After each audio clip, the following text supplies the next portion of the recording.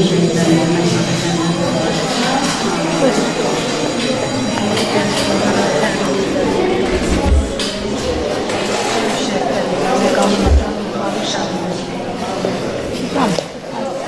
ol Raziyə xanım, sənə təşəkkür edirəm. Bizim şəhidlərimizi canlandırdınız, yad elədiniz, mövludlarını keçdiniz. Sənə ayrıca təşəkkür edirəm, sağ ol. Çok sağ olun, var olun. Hepinize sonsuz teşekkürümü bildirirəm. Var olun. Ne yaxşı ki sizler varsınız, bugün bizleri tek koymursunuz.